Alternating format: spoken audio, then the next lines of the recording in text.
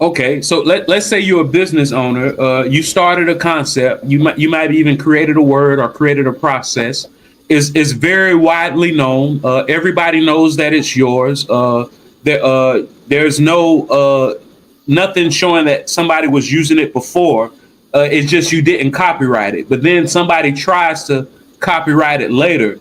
Does that business owner have any recourse? Can they say, "Hey, yeah, I never copyrighted, but here's proof that I've been using it"? Well, as we said before we started recording, it depends. So you're going to say, if it's like a copyright or a trademark issue, you're going to say, I was using this before you. I invented this. I came up with this. And they're going to say either no, or they're going to say, well, you never protected it, so I'm using it. And I do it better than you. So why shouldn't I have it? And that's why the moral of the story is that if you have intellectual property, you need to register your copyrights and trademarks. If you have copyrights and trademarks to register, you can't just leave them out there, because there's some protection, but not as much protection if you actually register them. Is the poor man's copyright a thing? And what I mean by that is I just put it in an envelope. Nope, I just mailed it to myself. I never opened it. Doesn't exist. Fiction. Why don't they tell us this? Why do they let the general public go on believing that these things are real? No, there's no. See, with copyright law, all right, copyright law is a little bit different because everything is presumed to be copyrighted the moment it's created. Okay, but that doesn't mean that it's recognized. It just means that conceptually, yeah, it's copyrighted, but you need to register the copyright anyways, which if you don't do, you're going to have problems. So if you come up with something, whether it's a copyright or a trademark, and you send yourself a letter, it's meaningless because you haven't registered it.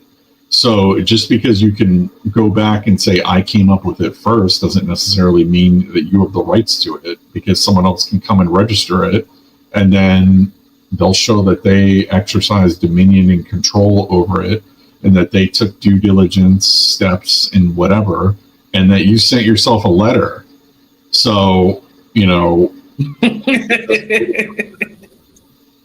and it's funny because hey man, it's the thought that counts, Matthew. It's the thought that counts. No, it's funny because every time, like when I do my instruction for the Kauffman Foundation or my Jim Moran Institute stuff, someone always brings that up as an example when we talk about intellectual property stuff. They're always like, if I send myself an envelope and it's postmarked, does that mean I'm protected? No, it doesn't.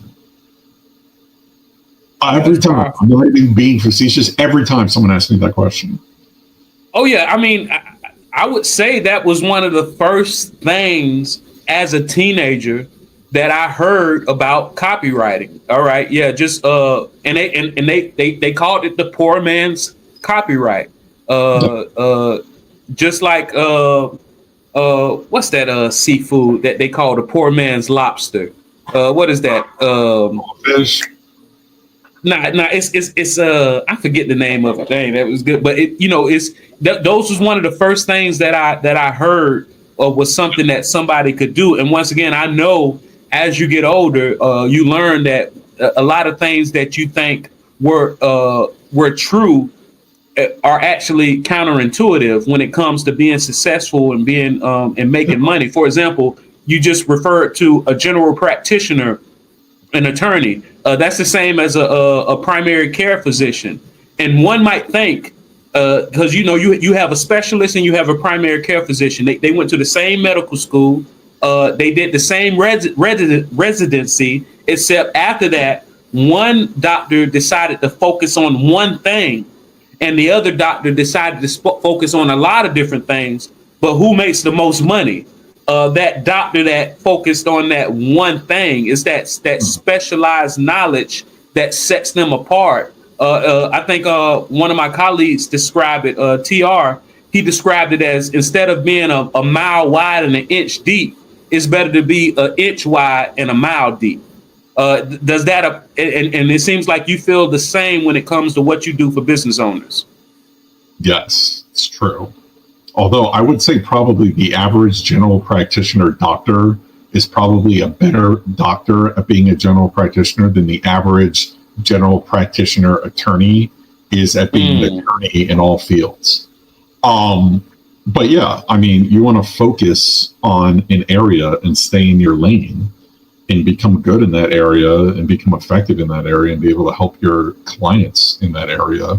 You just don't want to, like I said, dabble in various things and, just kind of, I don't know what to do. I'll just take the guy's money and, look it up or whatever. No, that's not how it operates. And at the same time, too, you're doing your client a disservice because, you coming out of your lane and doing like business law stuff, or coming out of your lane doing criminal stuff, or coming out of your lane doing like estates and trust stuff or bankruptcy stuff or whatever, you're going to get crushed by any attorney, no matter how smart they are, no matter how sharp.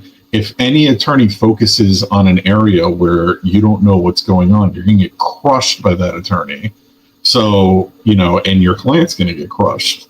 So that's why, for my practice, when I run into issues that aren't in my practice area, I refer them out to a person who focuses on that practice area.